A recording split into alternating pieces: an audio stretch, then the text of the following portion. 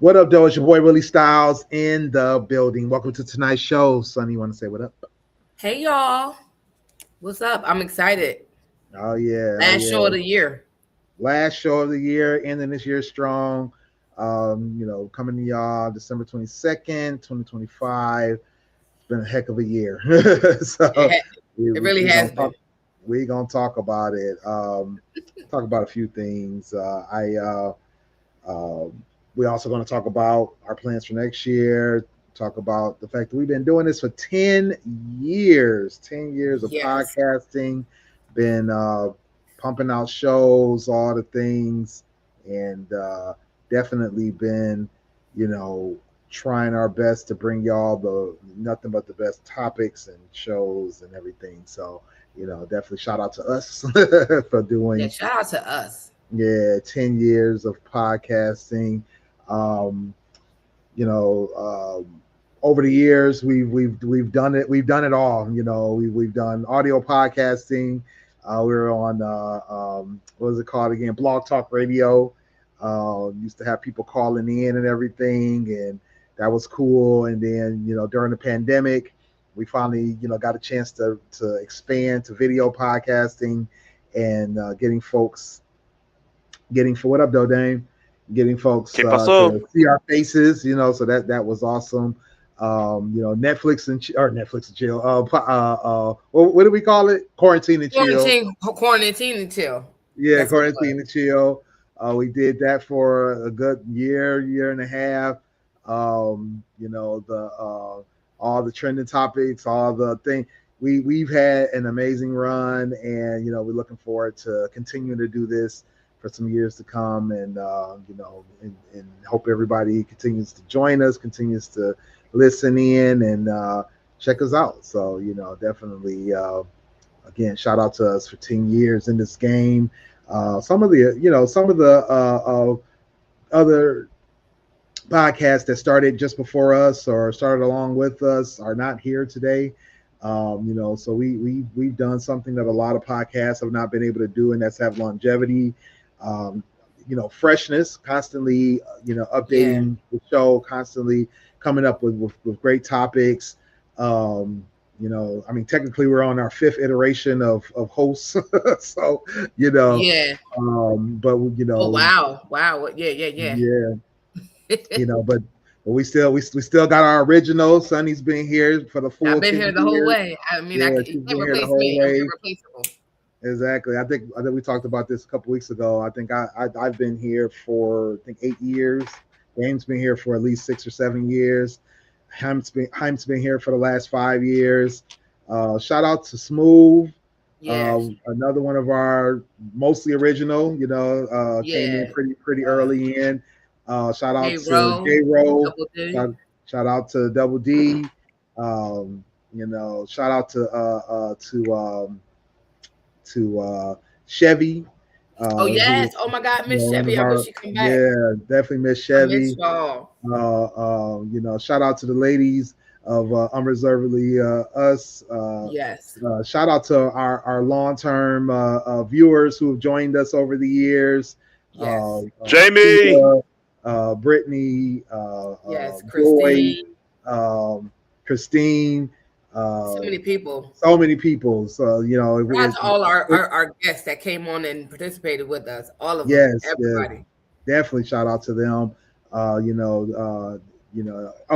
and of course, I'm pretty sure.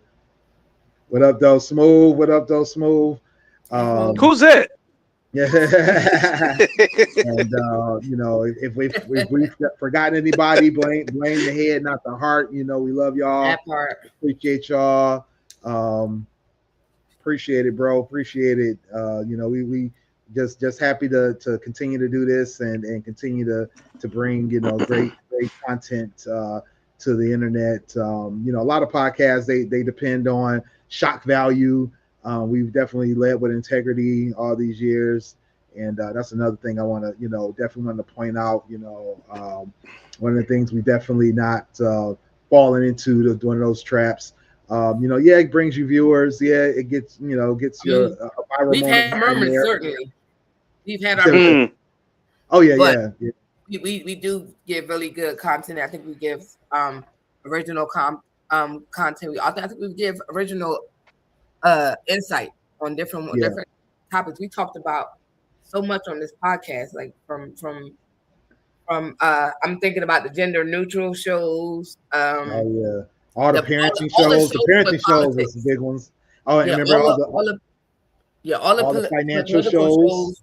Yeah, Yep, they were good too. Like, and it's like when we're doing it, we learn from it. Like, because a lot of stuff I learned because of this podcast. So, like, you know, like I always pay attention to politics, but like getting really, especially when we did I covered a lot of the election process. Oh yeah, it was stuff that I didn't know, and like, you know, you read about it, but like to kind of get into it and like understand it better, it was definitely. Yeah, shout out to Smooth for that. Smooth definitely brought a lot of that. Yeah, because he was like pushing that hard. You know what I miss about Smooth, been on the show? He used to think outside the box, something that was against he would go against the norm at any given Sunday. He would push like, all right, what about this? Flip the other side, put the shoe on the other foot, put the left shoe on the right foot. No, he just be just make you think like, you know what? He got a good point. I like it because if he makes people uncomfortable, you gotta be comfortable with being uncomfortable. That's how you get ideas out. That's how you get new thoughts. You can't be stuck in the same rut. You can't keep thinking the same process. You have to grow and evolve as a person. You can't just sit back and go with the flow at all times, because the flow might be you going the wrong place. Then you off the cliff. Well, and not only just going the wrong place, just not considering other people's viewpoint. You know, that was one thing I appreciated. And you know, I think we all try to do that now as well, is see things from other people's viewpoint, other perspectives.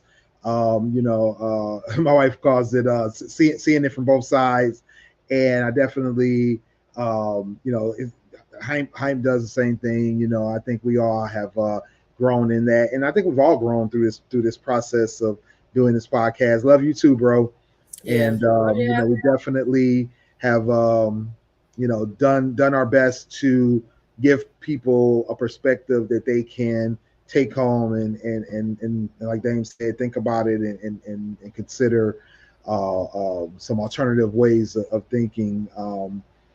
You know, can't say enough about this show. Can't say enough about this. I definitely missed the quarantine and chill though. I feel like that kicked off us doing the video podcast, but I felt like, even though I'm not looking for a pandemic or anything, I feel like that was like probably the height of what we were doing, because it was like, it was constant. It gave people something to do, because a lot of people in the house bored, and it gave you participation and stuff like that. But I felt like it was so much we talked about during the quarantine until we were like all over the place. It wasn't like a set topic. It was just off the top. Let's just talk. Let's vibe out, because since we're in the house anyway. And it was, I think that was like probably like, of course I had fun throughout this entire podcast and thing, but like that was probably like the litest time, because you had to like, you if you had nothing else to do, you just sit down there and hold a conversation and then have fun while doing it. Oh yeah. You know what I liked about it? You know what I miss? And we can't do it again because copyright infringement. When Willie would bust out in the middle of the week, the music, we would just jam it. Sonny would pop in every blue moon, like, I gotta go, I gotta do this. I'll pop in, Smooth will pop in. We just talk about whatever topics that's going on that week, because we had nowhere to go. What's nowhere to go, nothing to do. Ain't got shit to do. In the house. Right. In the house.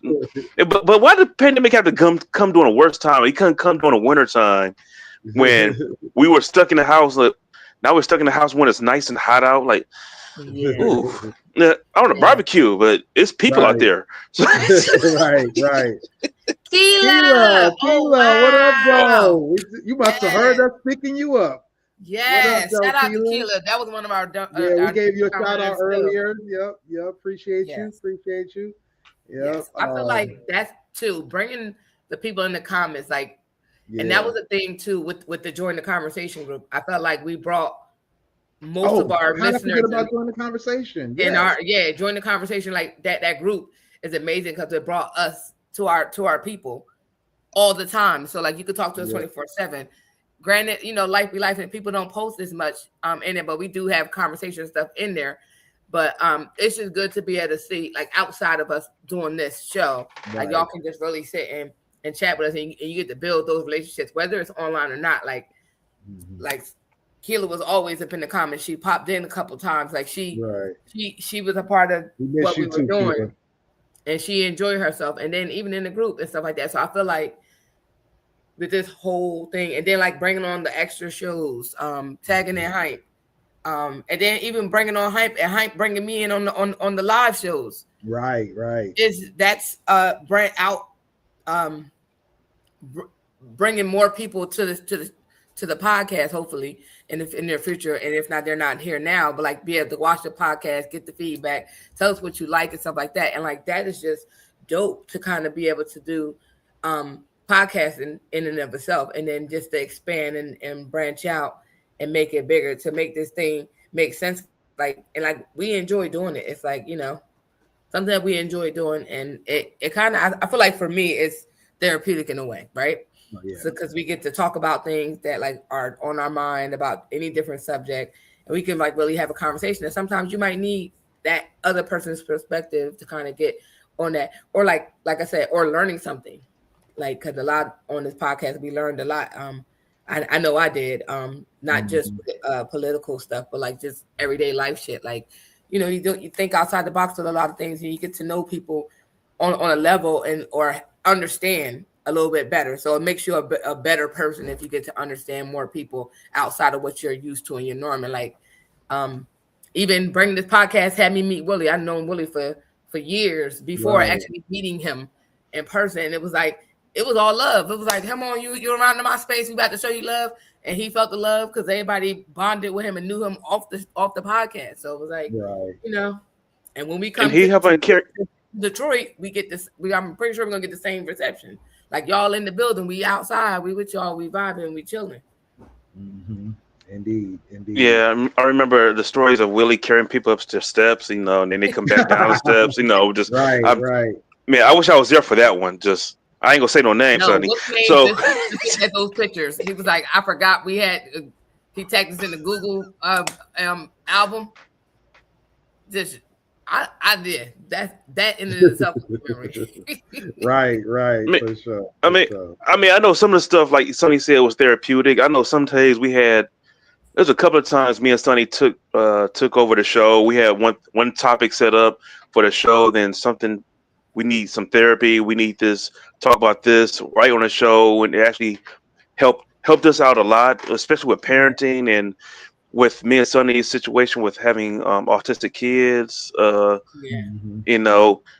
learning boundaries. People need to learn boundaries. I'm sorry. They still trying to touch my, like, hey, okay, if he bites you, that's on you. It definitely has been a roller coaster. It definitely has been a roller coaster. Right. Well, y'all already got into it. Like, let's definitely talk about some of our favorite shows of 2025. I know we had a lot of, I gotta remember this thing now, turns off after a minute. We had a lot of trending topic shows, but we've had some focused shows as well, or even some topics that we've talked about on the trending topics. What were some of y'all favorite shows of 2025? I'm going to say the one we did about grief. I know it's recent because it's the most recent. Oh yeah, horrible. But I feel like that one, like I said, that was something that hit home for me, and I felt like it was needed in that space. And I just feel like not too many people talk about that, right? Right. So I feel like that was one of my favorites, but not necessarily the least. Like not I'm gonna say the least, not just one of the favorites. That's like one of my top 5 probably. If I could think off right hand. So now you're gonna make me look. Yeah, right. I know I wrote some stuff down. Well, man, I got to go through our logs. I want to say the most recent one that was kind of fun was about, because I'm not in a dating game no more. It's been a minute, over a decade. Dating, shooting your shot. That was a fun one. The shooting your shot. It's like, because maybe help some single people out. Maybe it's like making me like, ooh, the dating pool sucks, but it's always sucked. It's just now it's more global because we have this thing called the internet. Back then, they just had newspapers. So not dating out of the newspaper. Like, the speed dating. I'm just, I don't know. I just like that was one of my favorite shows. That's for a fun one. I think when we had to interview with Hype. No, there was a Hype or I think Smooth too. He had asked us questions about me and my wife. Me and my wife had an interview on raising autistic kids and adopted kids, because I have we can't forget about Hype shows as well this year. He definitely has some really good ones. Yeah, shout out to Hype. Yeah, he's been busy with work and the family and everything, and the live show. So hey, that comes first. Family comes first. Oh, and Sex with Sunny. That's even though I was going to bring up one of those. I was about to say the last one we did, Cam's birthday takeover, was a lit show. I think that show got a lot of views. We had a ball. I mean, we always have a ball on Sex with Sunny, but I feel like that one was lit. Sunny, Lambo legs, with the Lambo situation. Which one was that? Hold on, wait, whoa. When he said to do, I think that was the off the top. Yeah, that was the one. I'm like, wait a minute, that's the one when Nye came in talk about the Lambo legs. Basically, if you didn't see that episode, go watch it. It's called Off Top. But we were talking about like dudes like in their like they had groceries and like them throwing their legs up in the air. It just because that's what he called the Lambo situation. Like it's still funny. It's still funny. That also brings me to the show we did with y'all, the main show. We talked about what the hell was it? I forget what show it was, but we talked with that. That's when we went through the list of all the questionable things men do. That list shocked the hell out of me. Yes, we can't do. We breathe. That's funny. The hell out of me. I was not prepared for that list. Y'all sent it. I didn't really look at it until like that night, but I was just like, oh damn, y'all can't do nothing. Like literally it said breathe or just be. Right. But like everything, I was like, now I'm, that show was hilarious. I think that was fun. Which one was that? That was like what?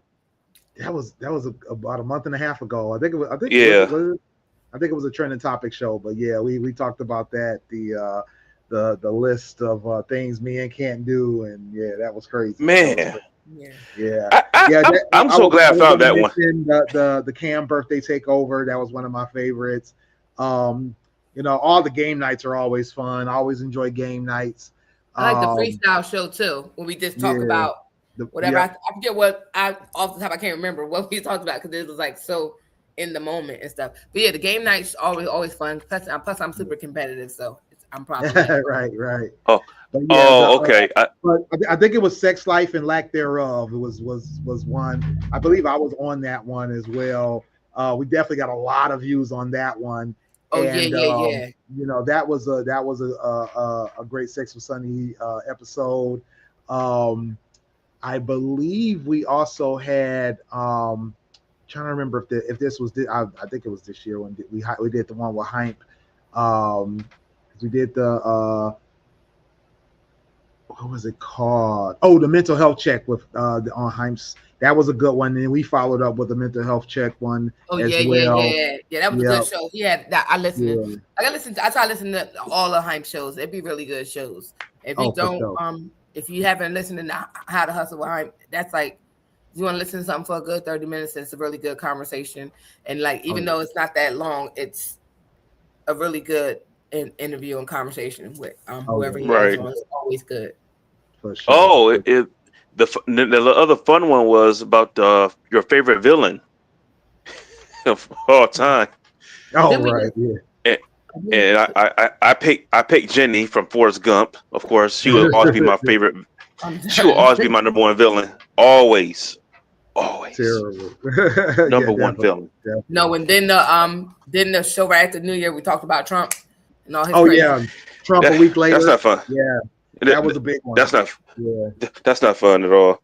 It is fun because this president we have is crazy.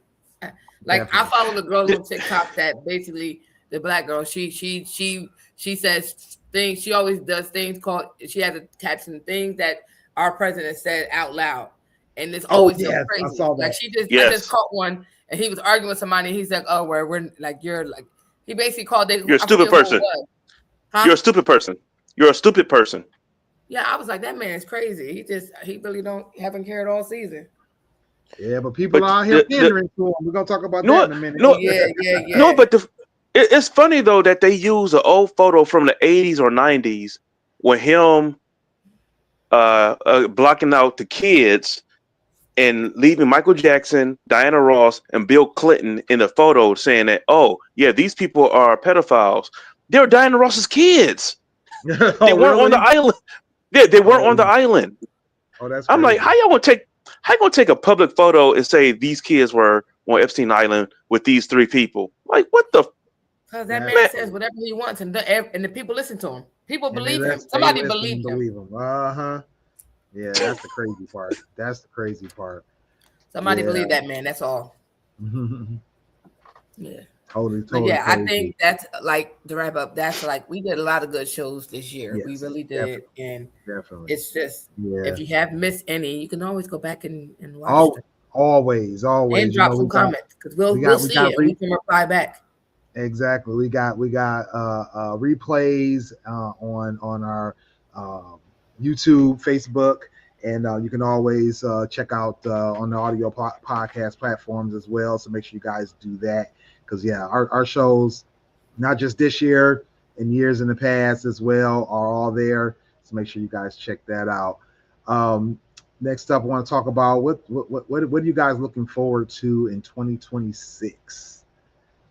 I know Dame's been talking about this, and we waiting on you, Dame. Go ahead, Dame.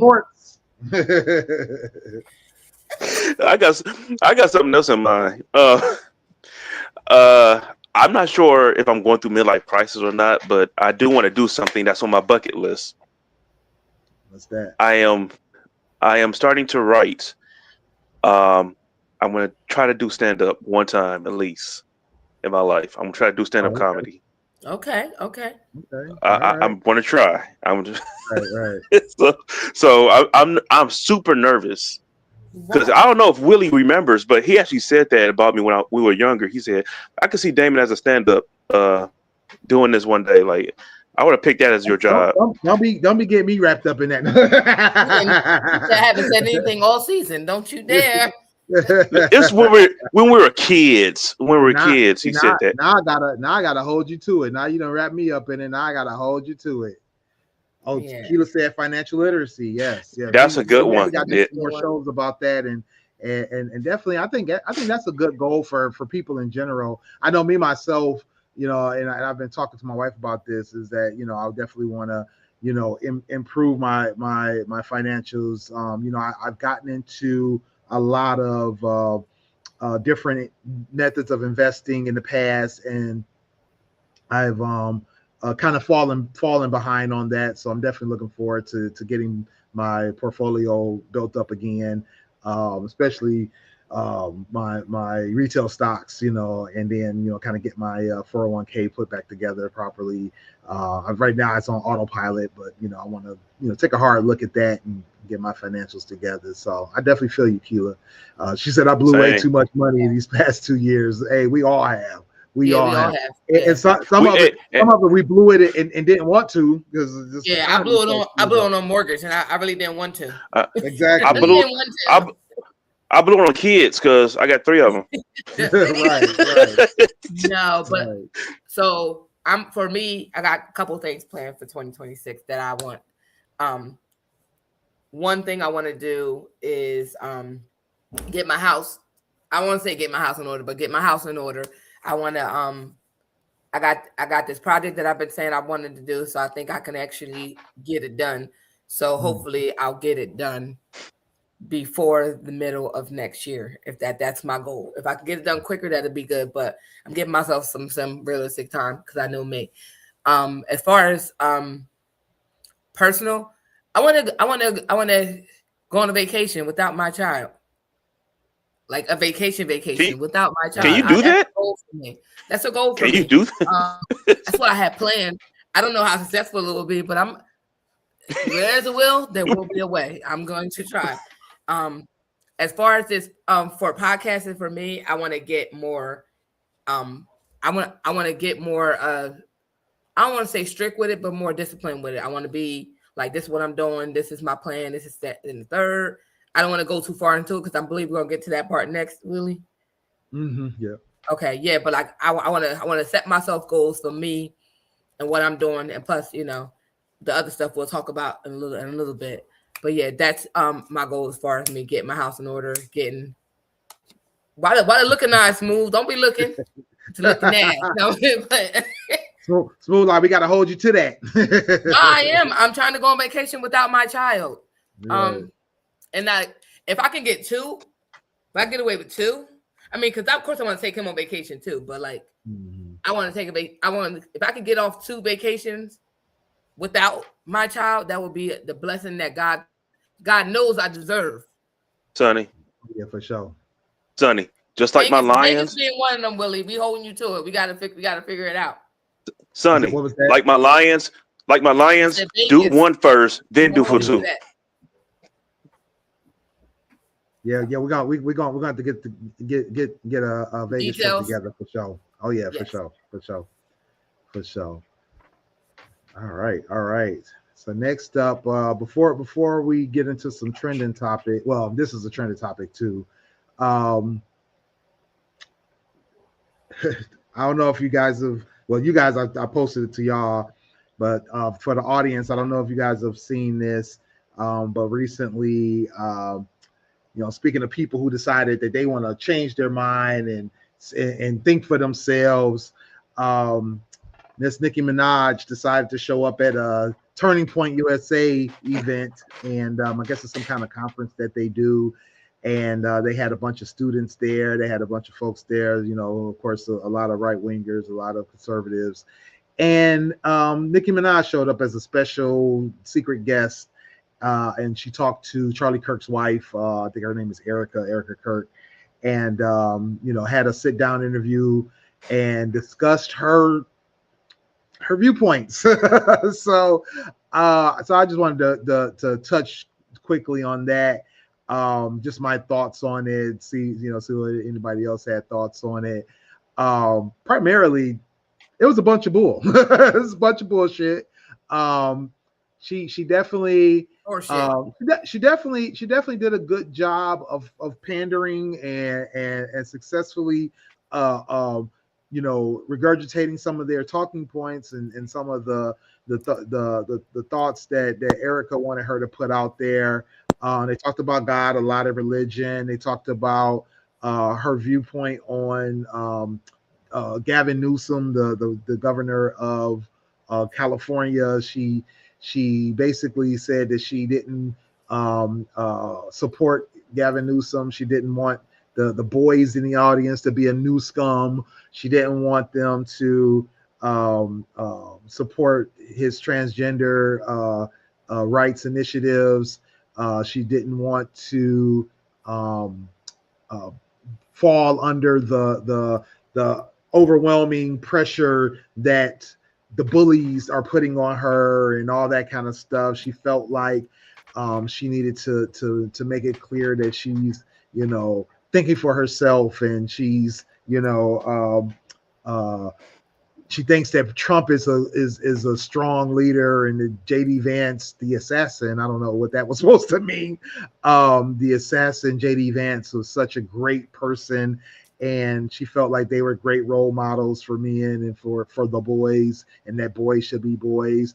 The only good thing that I heard out of it, she did talk about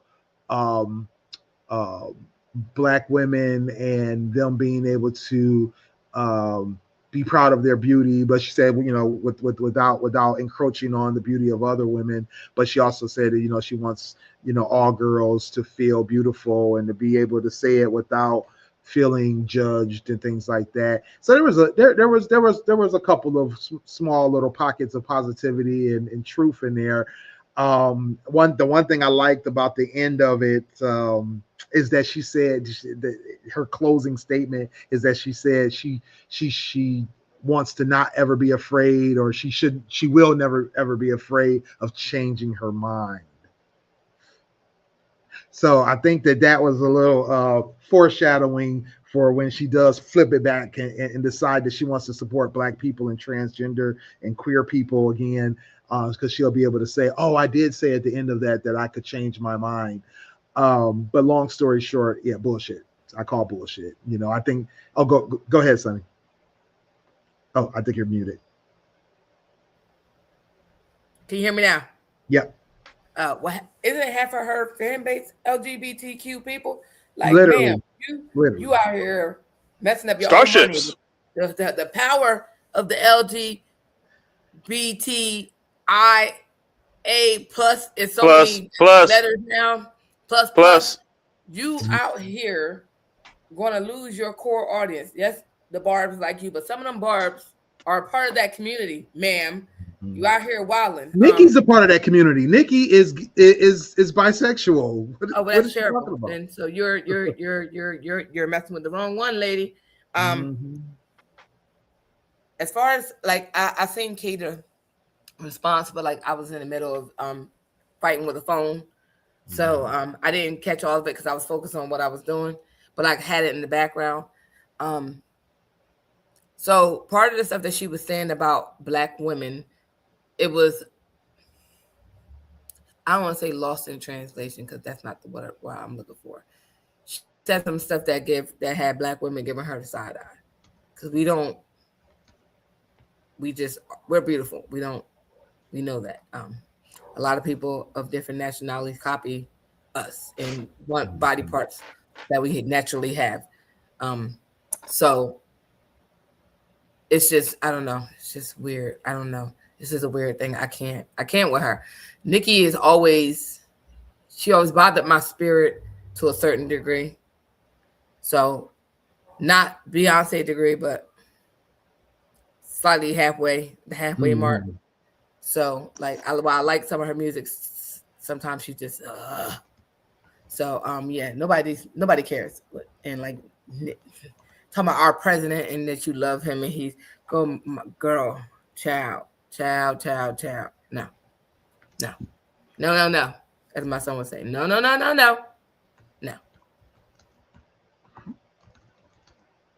Dame. Oh, I'm sorry, I got bored. No, sorry, no, not just her, not you, Sonny. Nikki. I want to keep it positive. I want to keep it brief. I understand what she was saying about the whole women positivity, about being beautiful, upholding yourself like that, because there's a lot of Black people, Black women, who do have self-esteem problems. So that is a plus that, do stand up for yourself. You are beautiful. Don't let nobody else tell you otherwise, especially from people from different races who are just naturally jealous of Black people in general. So I would want to say that is a positive take on that, for Black women to just own your beauty, stand up, be proud of yourself. She does have the right to change her mind. And I think no matter how. I think we do, and it's the thing. I think this is why I guess what Keita was talking about. I think we do own our beauty, right? We do. It's just that some don't, though. When it's us, it's not considered beauty. It's only beautiful when it's on someone that's not us, a Black or brown person. That's the thing. So I feel like we do know, like we do stand strong. Like, I'm a Black woman, I'm beautiful. I don't need anyone to tell me I'm beautiful. I mean, compliments cool, right? But I don't need the world to say that I'm beautiful. I'm beautiful without the world in this world of what they consider a standard of beauty versus us. Because Black women, we've been beautiful. We've been all of that. We don't necessarily need the world to give our stamp of approval because we know who we are, and we could tell that you know who we are. Knowing that we're beautiful is by what people pull from us to do for themselves, because you think this is beautiful because it is. We just are, and you want to be like, and it's crazy because a lot of men will tell us, or we hear a lot of men say, "Oh, y'all black women want to be like women." No, we want to be ourselves, right? And they don't want us to be ourselves; they want to be us, but in a different, like the same features we have, the voluptuous curves and everything else. Y'all want that. Some of y'all get that naturally, but some of y'all don't, and y'all got to go get it done. And this is, and like, so I think a lot of us do embrace our beauty. We don't necessarily need the world to tell us we're beautiful. We know it. Well, I don't see. Sorry. Go ahead. No, but I don't know if it was directly at just all black women, or was it generalized toward younger women coming up and growing up and having self-esteem problems? Because, as teenagers, we all go through the stage of, oh my God, I'm ugly, or what if this person doesn't like me? What if I don't like me? They have self-doubts about themselves growing up. You don't know if it was catered toward them, or was it catered toward women already of age, or in the still going through stages of life. But at the end of the day, we most of us are insecure because we're told that we are not beautiful. This other masses is this is what we see. This, like, if you only see the 50th top beautiful women and black people at the bottom, and it's a bunch of people that got our shapes and everything, but ain't us. Just you're as a kid seeing that, like, this is why we say TV commercials, all these things that we see, is telling us that this is what the goal is. Like, even when you watch certain music videos, that's why people getting BBLs. You see women got to go through all this stuff because they're told that what they have, what we see, that we like, because how I grow up and what I'm seeing is this is beautiful. That what you are is not beautiful. So now we got a bunch of kids growing up thinking that the BBL way is the way to go because that's all we're seeing right now. Make them think that they're not enough. Yeah, and that we're not enough. So this is where the insecurity comes, because this is what we're seeing. We're seeing it in videos. We're seeing it in fashion. We're seeing it when you go on Instagram models. These Instagram models are getting famous and their bodies are messed up. What's the name just lost his wife because she decided to better herself to make more money. And like this is why it's diluting and filling the standard of beauty into this space that we're got kids growing up thinking that this is the way that it's supposed to be. Not only that, our boys are saying that this is the way, this is what beauty is. No, beautiful is not just regular bodies and being normal people and being okay with your body. We're growing up, these kids growing up in the world where they seeing all this stuff and this is normal. You got women walking around with their ass cheeks out because they got BBLs that look crazy and they walking through malls where kids can see. They're seeing it in everyday life. They're seeing it on the videos. This is the standard of beauty. What you are is not beautiful. And this is what they're hearing. So it's not even that. It's just what they see on a daily basis. You go on Instagram, Facebook, or any social media content, that's all you seeing is BBLs and botched bodies and different. And that's beauty. You see long weave, wigs, you see all this stuff. So when you see, like, as a girl growing up, and you see, like, because I remember growing up, the first thing we wanted to do when we got older was get weave because our standard of hair wasn't beautiful. But this is all I'm saying, like, people getting weaves. Now, luckily, I came from an era where it was mixed. You had people that wore their own actual hair, but you also had people that wore weave, and you had to learn that you're black. Like, when you hear terms like our black is beautiful, it don't matter what shape, size, how we look, we're beautiful, period. And we got to constantly instill that stuff because we know we're beautiful, right? And then we go out into the world and the world shows us different. That's where the insecurities come in. Yeah, the beauty standards are all screwed up, and like you said, they're getting the beauty standards from what they're being fed versus what they're seeing around them. They're being fed this through media, they're fed through social media, through TV, through movies, things like that. And Tubi. Yeah, I love when Pharrell, I forget what other music artists that come out and they have regular females. Like, you remember when you could watch videos and you could see just a regular black person or whoever. Like, I think Pharrell kept a lot of, it wasn't just him. I'm trying to think of who else it was, but they had like real black women in their videos, not botched jobs, not overly done makeup or nothing like that. Like, let's get back to that. Showing regular everyday girls being beautiful, because that's what our kids need to see, that this is this is beauty. Like, cause then you got this is, and we see it in our rap music. You got all these girls half naked singing songs. Ain't nobody dressed no more. They shaking their ass. So this is what beautiful is. You got to do this because that's the only way you're gonna get people's attention.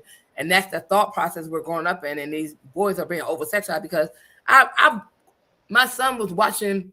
I watched the videos too, but like that's how to put like music videos. I saw him watching the Cardi B and what's her name, Lotto video. Yeah, they were shaking their ass and like he going through puberty. This is what he's seeing. Right. This is what's happening. Yeah, vanity does come into play too, but like I said, as a kid growing up, when you just see that, that's what you think it's supposed to be, right? Right. And unless you have somebody that's there telling you, no, you're beautiful as you are. Again, you believe that and understand that, then that's a thing, right? But like all of us go through that, especially during puberty. You go through that uncertainty and how you think you're supposed to be. Y'all men go through it. I don't know if y'all go through it like how we go through it, but like y'all go through it too when y'all hit puberty. And you either get too tall or not, you ain't get tall enough. Somebody else is buff when they come back and you just sitting there puny you. Like all these things what you see, and this is what you're supposed to be. So you strive to be that. It makes you feel a little insecure because if all your if it's 6 of y'all and plus 7 of y'all, including you, and 6 of them got buff over the summer, you come back, you still ain't having a growth spurt or nothing, you're gonna be feeling the way. Mm-hmm. All right, Smooth said, where does the vanity come into play, though? I believe attention seeking has a lot to do with this as well. At some point, we have to say a lot are not being fed. They're willfully seeking the dysfunction. So I was thinking about that, Smooth. And, I see your point from that direction and that perspective. However, the way I look at it is the people that are attention seeking, they're using the same tools as what they were fed initially. They're seeing that the people that get the views, the people that get the attention, the people that get the paid jobs and all the things and all the shine, they see what tools they're using, the BBLs, the weave, the straight hair, the colored contacts, the lighter skin, the lack of clothing, things like that. They see what works, and then they use that to get that same kind of attention because, like Sonny was saying, they feel less than, or they feel like they need to meet that standard, and they need to meet that they need to meet that criteria in order to succeed, to get the attention they want, that they desire. I think a lot of people want attention, or they want to be noticed, or they want to fit in, or they want to have, and unfortunately now, it becomes a way to get the things you want out of life. One of the jokes that a couple of me and my fellows was talking about one time was like, people are, getting sponsored. They're using these things to get sponsored, right? Basically getting paid by men to dress a certain way, or getting, looking a certain way, and having women want to be sugar mamas and things like that. So it's one of those things where I think a lot of people have that desire, but then you have these folks like you were talking about, Smooth, that will willfully seek that dysfunction because they know that that's what's going to get them a step further, or they know that's what's going to get them the response they want. Not to say that they're victims or that they're innocent in all this, but it's to say that it's a perpetuation. It's something that, a continuous cycle. Yes, we need to break that cycle. We need to be able to tell people that you are enough in your regular form, in your natural form. But I think that what's glorified and what's pushed out there, because, social media is one thing. Mainstream media continue to glorify these things and perpetuate these things is a whole nother business. You know what I'm saying? So I think that we got to look at it from both sides, to your point. But I think that it's not just the vanity. It's also, the things that are being glorified. And some of it's being chased. Like it's a vicious cycle. Sex sells. Like most people are going to dress a certain way because they see what they like. They're like, I want to dress like that to get the attention and get paid. So they're going to go out the way to do the best they can to look that certain way. And people who are like Sonny's son going through puberty, growing up, and they would like to see that type of stuff because they're going through puberty, so they going to get that attention. They're going to give that attention to what they like to see. I mean, unfortunately, that's the bottom that's the bottom dollar. Sex sells.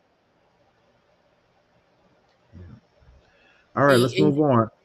Oh no, I just want to say something before we went on, because even with that, like, if we talk about like sex sells, got a podcast, Sex with Sunny. We talk on it. I feed that, but I do it for a reason. But people can look at it how they want to look at it, and right. So it's not what you do, it's how you do things, right? So yeah, I could get a little, but like I said, it depends. But I'm not mainstream more than that nobody's really checking for me at this particular time. But so how you change the mindset, I don't know that you can. I think it's just something that it depends on who's in that. Like, I mean, it depends on yourself individually, I think, right? You could change your mindset of a couple things. Now, if you're a young and impressionable person, hopefully you're talking to some type of adult that can, like, when you're feeling like, oh, I'm not enough, I don't look this way, blah, blah, blah. Hopefully you have a parent or somebody telling you, baby, you find the way you are, you're beautiful. And instilling in them that they are beautiful and they don't need to do this.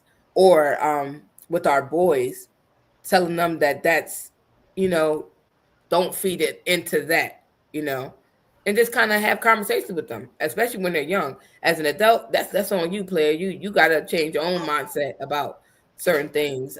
All that glitters ain't gold, and everything that's everybody, like everything ain't for everybody, and everybody got to pick their own lane. But like, definitely, if sex sells and people want money, they're gonna push that narrative because that makes sense and that's gonna make them money. I mean, and that's the oh, go ahead, Dane. Oh, I was gonna say real quick that entertainment, what you bring in your house and what you see visually is what you're gonna be focused on. Like I find, if you're just being horny or whatever, the skin tight clothes, the shorts and tight clothes for women. If you just horny, you can be like, yeah. But if you really think about the elegance, I like women in classy dresses. That's very, very fitted dresses, showing just a little something, nothing exotic, erotic, but just showing just a little bit of something on the sides, the curves or whatever. I think that's very sexy. That's me. That's my preference.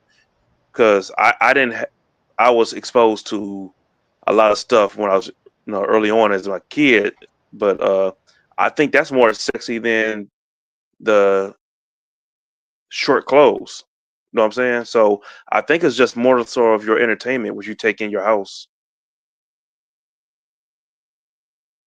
Yeah, I what I was going to mention was, and going back to what y'all just said about sex sales, it's the money. That's where you change the mindset. Where when we can convince these companies to put their marketing dollars behind regular, normal looking people, when we can put, we can get, people to see that they're enough and to understand where the beauty lies in just being yourself. Trying to change that mindset does take time. It does take,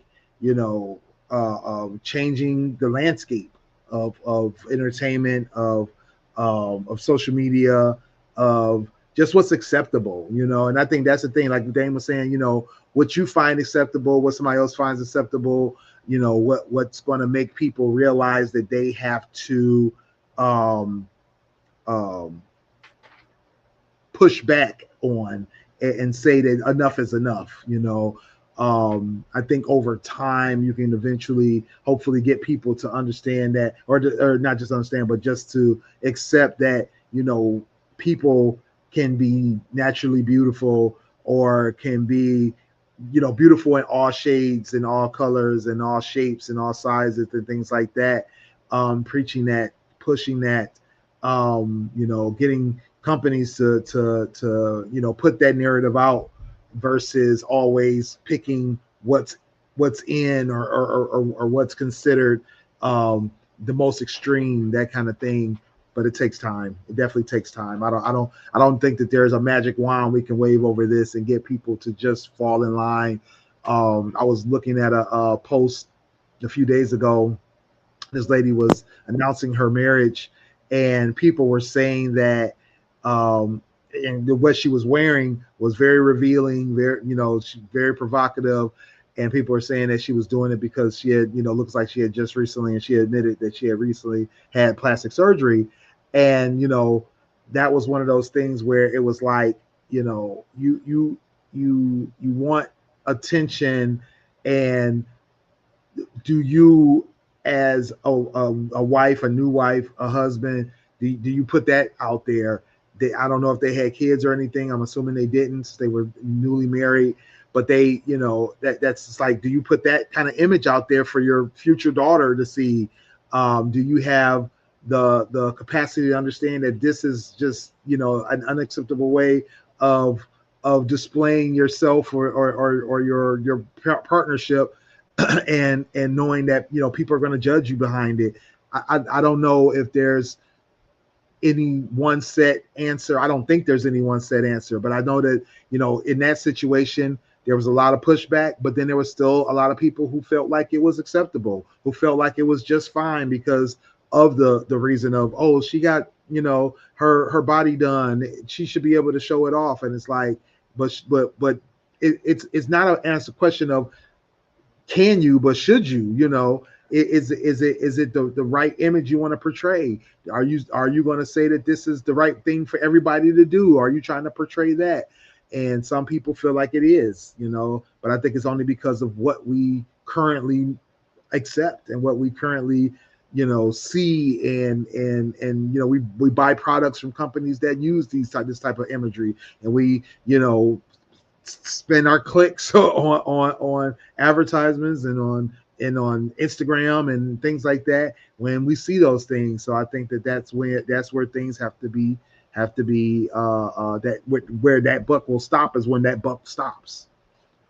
Says, as a father of a 13-year-old young lady, I do my best to explain to her that this is a system set up to sell you a false reality. It's difficult. That's true. And he said, did y'all see Ice Spice in front of them kids? Barely. Yeah, I mean, and it's not just the entertainers. We got regular people. Yeah, regular people. I've been in the mall seeing people walk around showing their bodies and wearing little to no clothes, things like that. Men and women. Shoot, I mean, it's getting like that with the men. I just saw this lady was, or not, it wasn't a lady. It was somebody posted about this guy.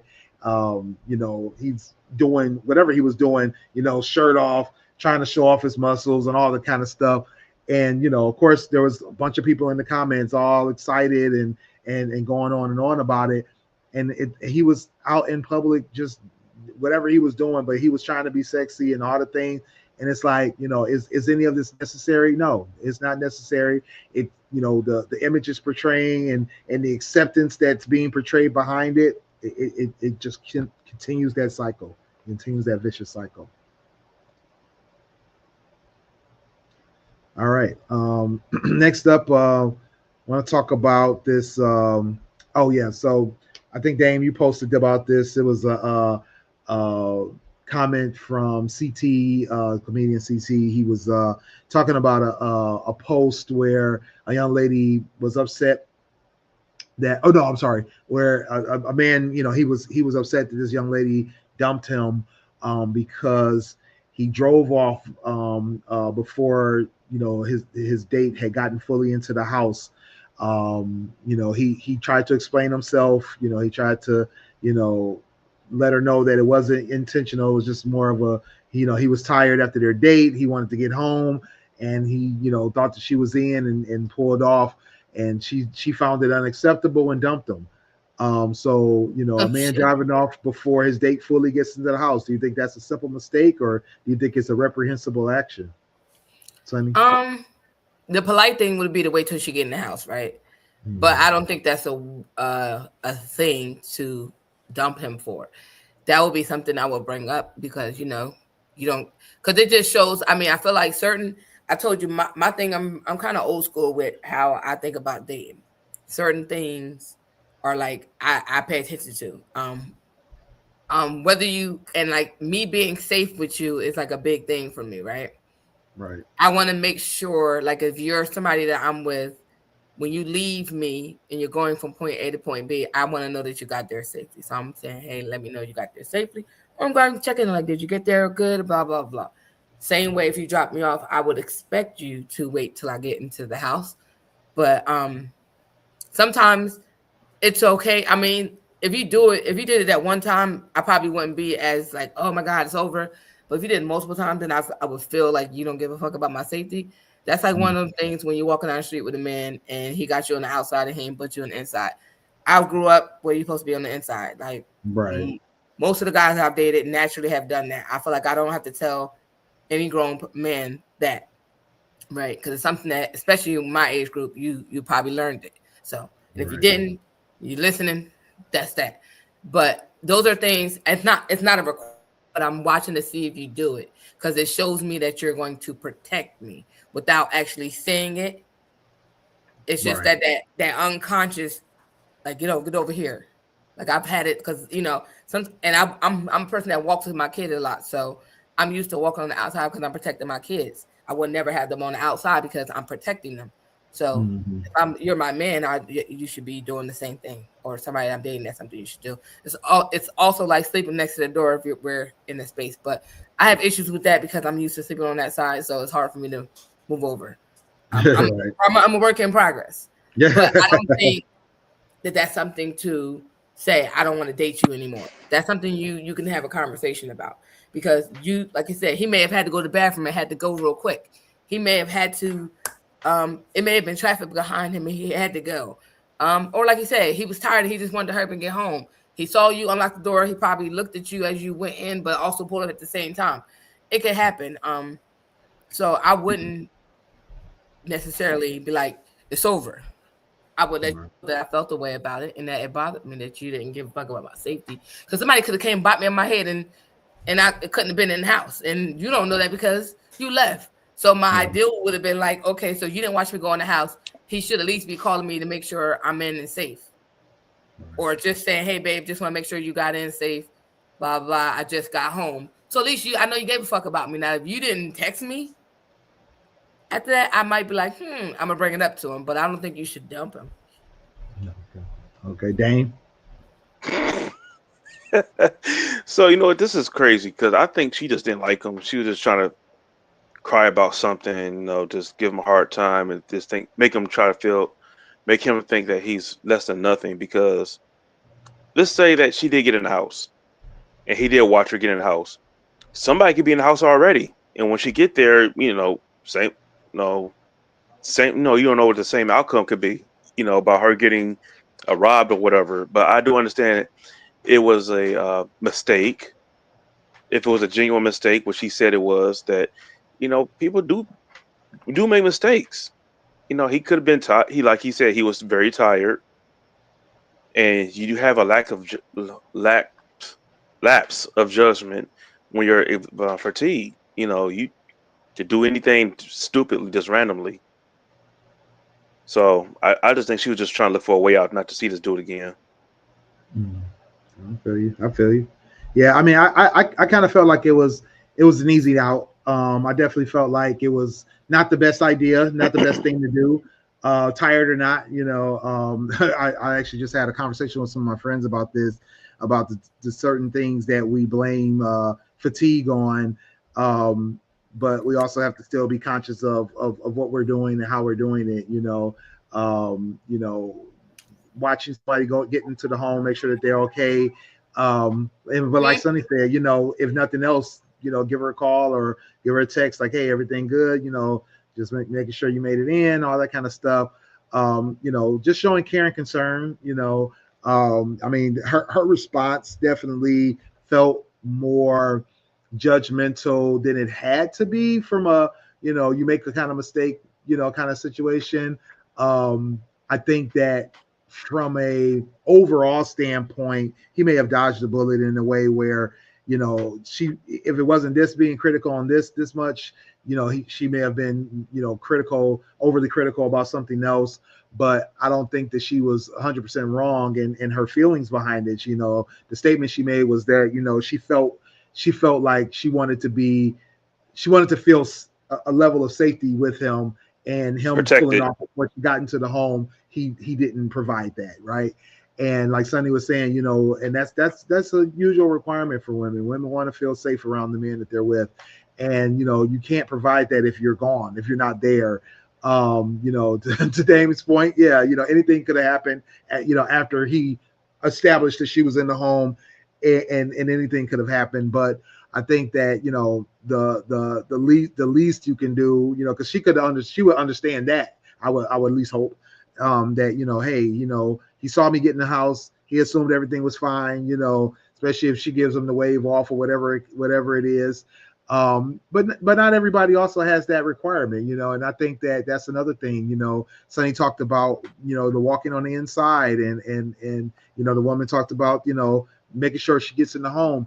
I've definitely dated women in the past that did not have an issue with a guy pulling off before she got in the house. Sometimes preferred it, some because I remember I was with this girl, and I dropped her off, and then she was on her way up her walkway, and she looked back at me like, "Why are you still sitting there?" And I'm like, "Oh, I'm just making sure you get in the house okay." She's like, "Just go, you're good." I'm like, "Oh, okay, my bad." It was a shock for me, because I'm used to at least providing that at least that level of protection or concern, but she felt it was too much. And I've seen that with other people. I was watching something, and they were talking about the walking on the inside, and it was plenty of examples of men and women walking, and the man walking, he's walking on the one side, the woman's walking on the street side, and they had no issues with that. So not everybody has the same requirements to feel safe or to feel comfort in the person they're with. He may have either not been used to that, or I mean, in his case, he did say that he just thought it was his tiredness that made him do that. But I just think that it's one of those things. It's one of those learning moments. And if you're reasonable, you can have a learning moment with a person.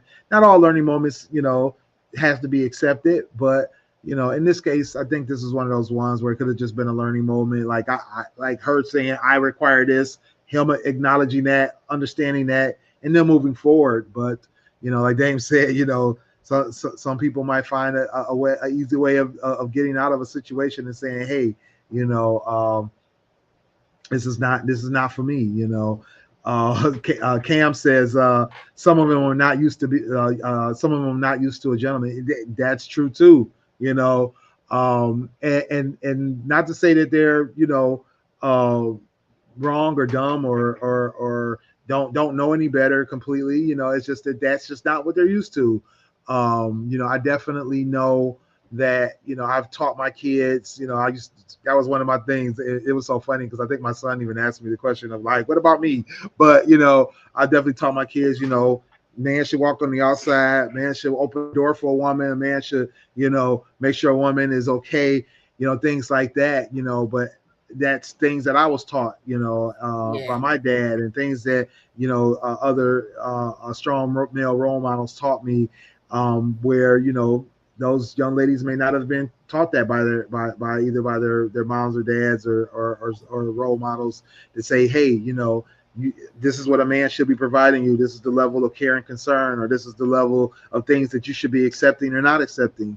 So, she stood strong on what she believed, and that was the outcome. So, and then for me too, it's like, I'm not looking for somebody. I mean, I've had people open doors for me. That's not, like, you, to your point, that's not necessarily a biggie. Depends on where you're at with it. Like I said, to me, none of those things are a biggie, right? But it's nice to have, right? It's nice for somebody to open the door to you. It's nice for somebody to make sure that you're safe by walking in the inside. It's nice for a man to do those silent things that are protecting you. Because it's a lot of things men do to protect us that we don't necessarily identify.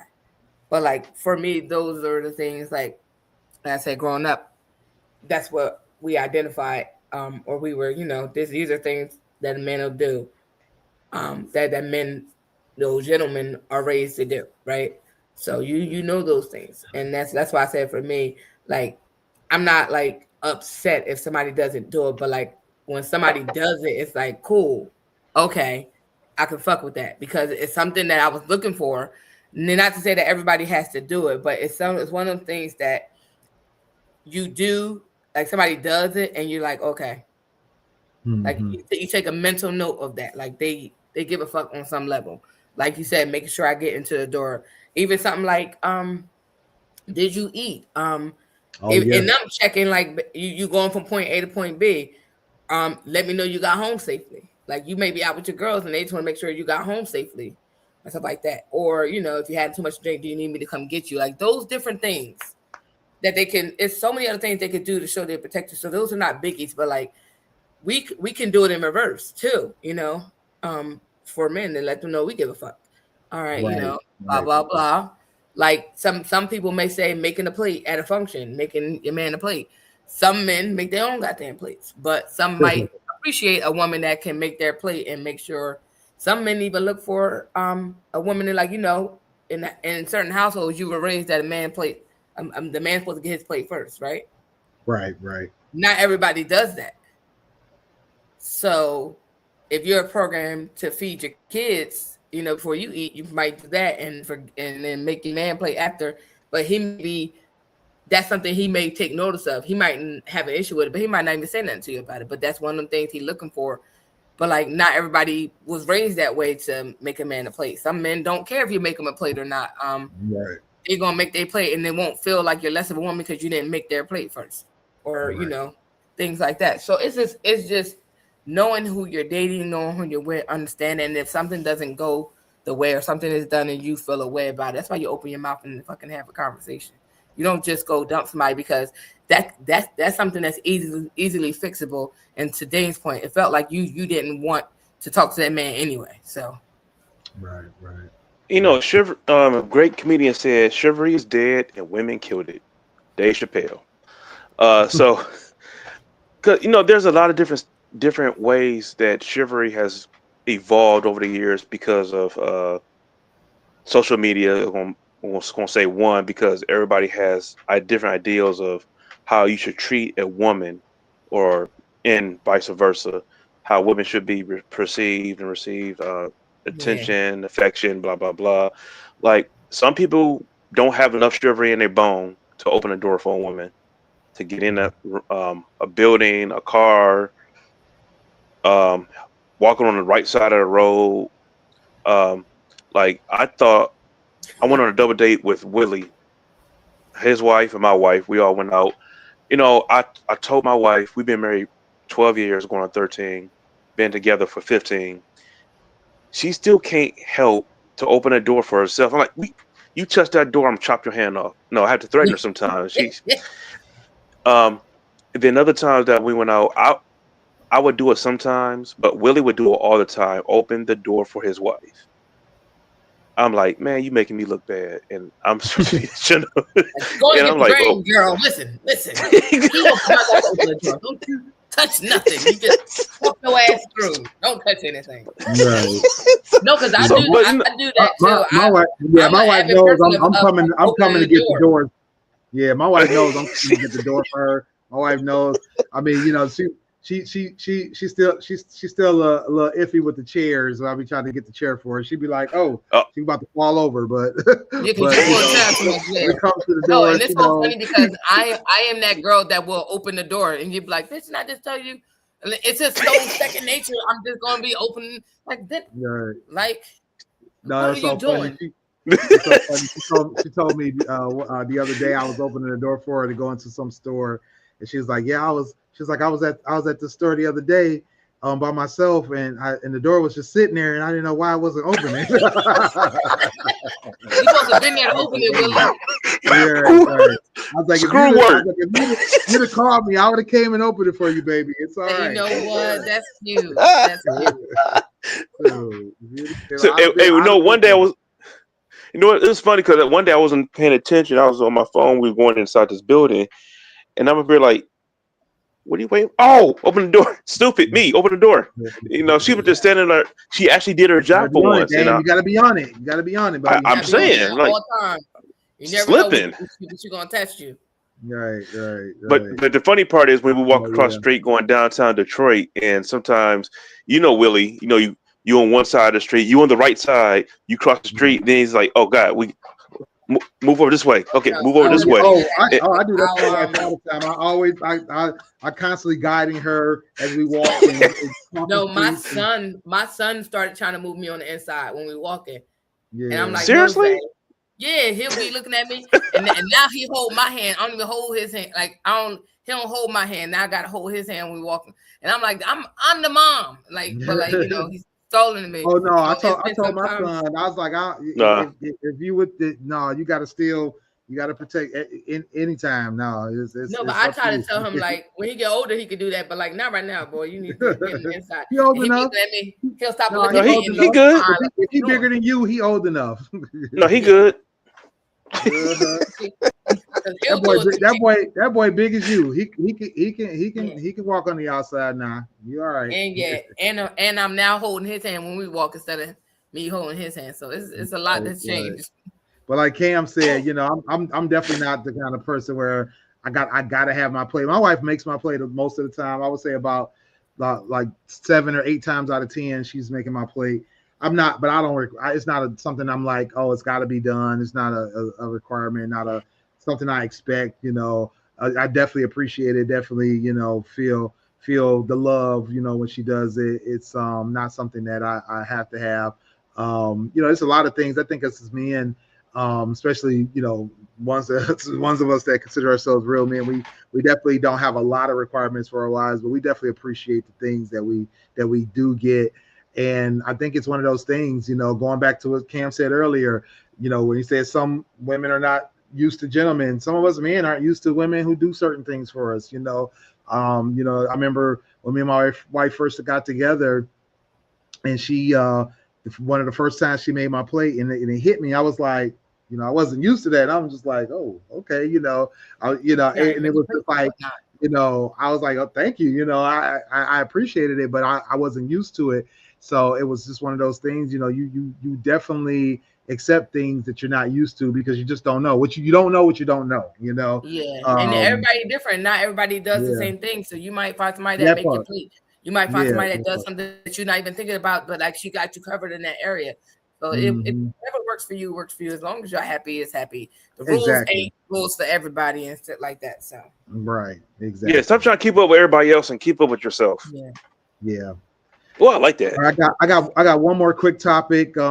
Since we're all homeowners, I felt like this was something we all can relate to, especially me and Dame. I don't know how it works in Jersey, but recently Michigan lawmakers have decided to propose a bill that will cut property taxes for people who don't use public schools. Oh wow! My kids are no longer in school, and I know Dame, you still have, you know, quite a few years of school to go through with your 3. So you know, it definitely this kind of bill and legislation definitely hits different for both of us.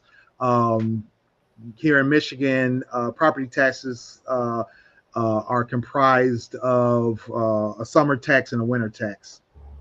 The summer tax includes school taxes for the public schools. And I would say it's about 40%, 30 to 40% of your tax bill is just the school portion. Actually, for the summer, it's about, what is it, Dame? About 60%, maybe 70%. So it's a huge chunk of our summer tax. Our total with the summer and winter, it can be about 30 to 40% of your total taxes. What's your thoughts on this in terms of them identifying and reducing the tax of people who aren't making use of public schools? And they're talking about people who are have their kids in private schools, whose kids are no longer in school, or people who don't have kids at all. My kids are about to be dropouts or be homeschooled at this point.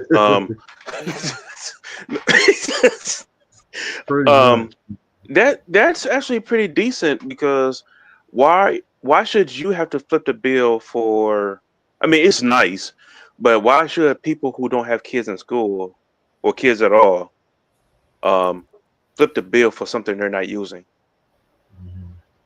That's my main thing for anything in life. Like, why am I paying this and I'm not using it? Like, why am I no? So yeah, I mean, I just think that's actually pretty decent on your part. I wish you the best, and hope you still pay for it anyway. So no, but more power to you guys. Like for you guys who don't have to flip the bill no more. It's gonna suck because it's taking away from. It's gonna put a drain on it. Like now, you're really gonna have to have people really budget correctly, which they haven't been doing for years. So, because I actually have a friend who is an educator. He's a professor. I actually had to talk to him when Donald Trump decided to cut the Board of Education. He said, he said he didn't care. He didn't. When has Board of Education ever did something good for our kids anyway? So he said he can't even remember, even when he was in school days, the Board of Education really hasn't pandered or helped us out at all. So he doesn't see a good, see the problem with them cutting the Board of Education. But now the people in power will have to really monitor the funds to make sure you allocate them correctly and not because one district is better than the other or have more favorite. So make sure you cut those checks evenly. Yeah. I just looked it up for Jersey. So about, what was they saying? About 52% of our taxes is on education. But it's saying our taxes make up what is it? School, county, and municipal taxes. But the school taxes make up the majority of our taxes. But our property tax is up higher only because, like with like we still work from home, so we're still remote. I think a lot of the businesses within New Jersey are probably suffering because people are working from home. This is why, like, it was a fight, right? I think that right now it's still a fight for us to come back. We don't know what the new administration is coming in is going to do, but as far as we know, they're going to try to let us still work from home. I had to work from home option, but a lot of our businesses have suffered because especially with where I live near the downtown area, a lot of businesses aren't thriving because they had to change that hours to fluctuate how the state offices are, because we're in a central location and everybody usually shopping there. So if you got us there 5 days a week overtime, we spending money. Now you got people at home working from home. They got different ways that they can work from home, and not too many people out in that area buying the products or the merchandise or like eating at the eateries and restaurants and stuff. It's becoming a problem. Like while I understand that's why our taxes are high, I don't like it. And I don't want to come back to work full time. So while I don't like any of it, I understand why we're taxed, but I don't like it either. So I definitely agree with you, Dame.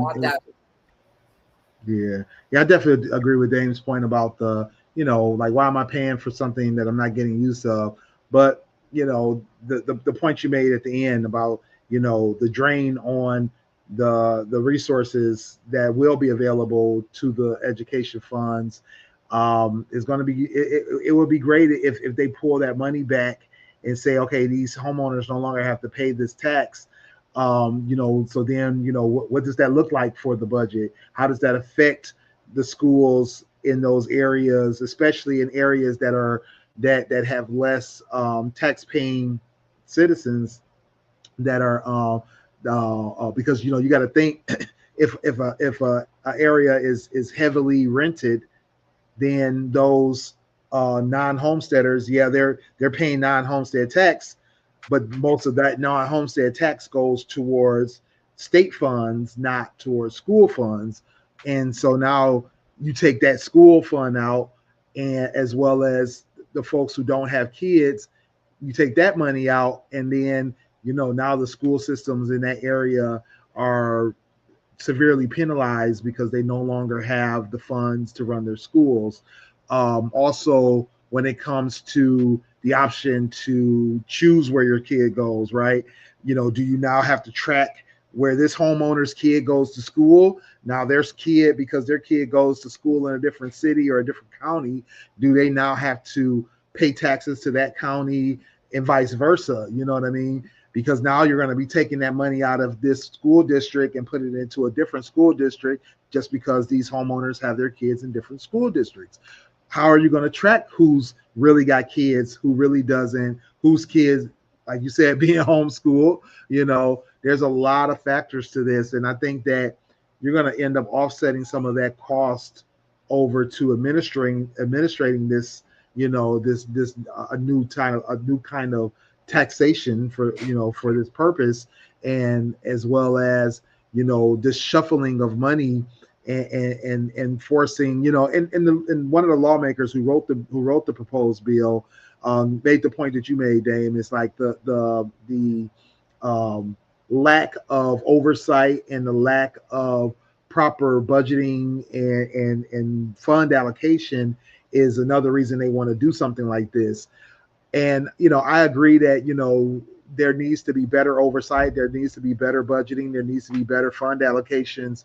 But, taking money away from these school districts in order to force them to properly budget is probably not the best idea. As much as I would love my taxes to go down, especially by 40-something%, I don't see the area that I live in thriving without that tax base, without that money coming in and being able to educate the kids who really need it, who can't afford to go to private school, who can't afford to be homeschooled because their parents can't, be off work and things like that, and so on and so forth. So I think I think it would be, although it'll be a great benefit to us empty nesters as well as those who don't have kids, I don't see it as being a great thing for those school systems that it would, vastly affect.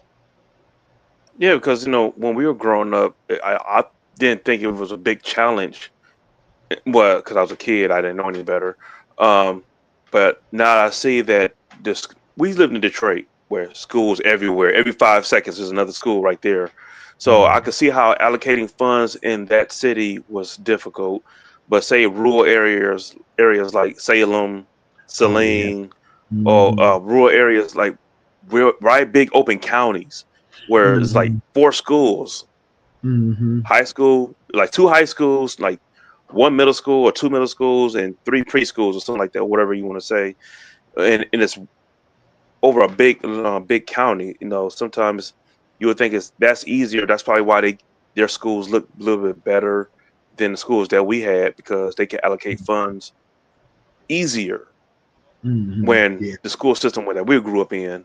But now it's like Detroit's like the ghost town. It's like, what, 4 high schools left on the west side alone?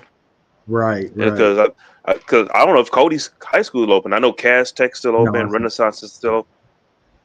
Oh, Cody isn't? Okay. Dang, it didn't make it. McKenzie died. McKenzie's still open, but it's a middle school now. Yeah, but no, as a high school. So I think it's this Renaissance and Cass Tech, King. King doesn't exist anymore either. I know. I was thinking about the other one. It's dwindled, but it's still they still have lack of funds, right? They still are struggling.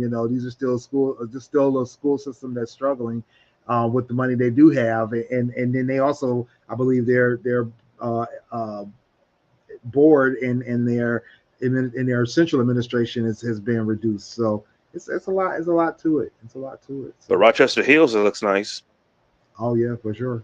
Yeah, the suburban schools have tons of money. They get more money allocated to them. They get more funds, but like you said, it's because they have less schools. They have less overhead and better oversight.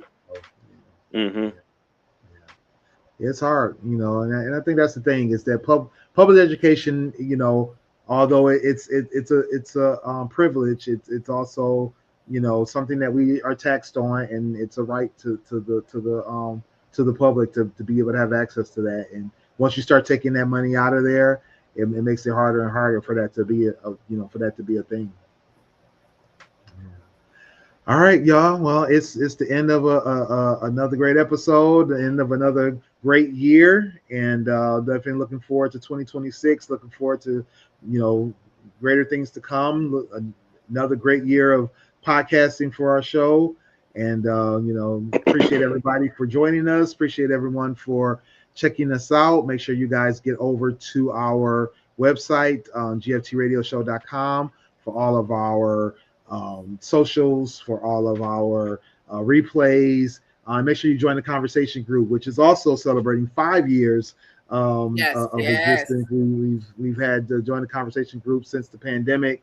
Like Sonny was saying earlier, you know, it's a great place to find us, to talk about other topics, as well as to share stories, share memes, things like that. Make sure you listen free on demand to all your favorite audio podcast platforms. Watch video replays on your favorite video platforms, and make sure you get over to our merchandise shop over at GFT Radio Show, or gftradio.creator-spring.com, for all of our apparel, accessories, things like that. Make sure you do that. And in the meantime, Sonny, tell the folks where they can find you. You can find me everywhere now. All right, guys. You can find me at IamSunny_D, Instagram, Snapchat, TikTok, and Threads. I'm on Threads. I gotta get back to my life on there. I had so much fun on Threads. Threads is always fun. Visit me at my blog, unreservedlyme.com. I cannot wait to see you guys in the new year with all this dope stuff that we're going to be bringing to this podcast, and hopefully you stick around. All right, Dane. Hey, it's me. You can find me up at Another Level Up on Instagram, and Shinlo21 on Xbox and Twitch Network. All right. And it's your boy Willie Styles in the building. Get at me everywhere. I'm at Willie Styles on IG, Threads, and Twitter. I still call it Twitter. Mama name it Twitter. I'm gonna call it Twitter. Willie.Styles on Snapchat and TikTok. Visit me over at stylesradio.com for all the hot tracks that I'm listening to. WillieStyles.info for all my links. Holla at me. All right. It's been another great show, another great evening, another great year. Make sure y'all get with us. GFTRadioshow.com. We'll be back in the new year. Everybody have a great night. Bye. Yo, it's your boy Dame here. Hey guys, it's your girl Sunny D. Yo, it's your boy Smooth from the GFT Radio Network. What up, though? It's your boy Willie Styles in the building. Join us Mondays at 10 p.m. live on Twitch, YouTube, and our Facebook. And if you miss us, don't worry. You can catch it on our website, gftradioshow.com. And if you feel like talking to us every day, join our Facebook group. At Join the Conversation, the group where you can discuss all kinds of topics. Catch me also, Fans Respected, Dope Sports Show. Holla at your boy. You can cop some merchandise over at our store, teespring.com/stores/GFT Radio. You can get t-shirts, sweatshirts, masks, and even more. Next time on GFT Radio, what are we talking about? Join the conversation to find out. Make sure you get at us on GFTRadioshow.com for all of our audio and video playbacks, as well as links to all of our social media sites.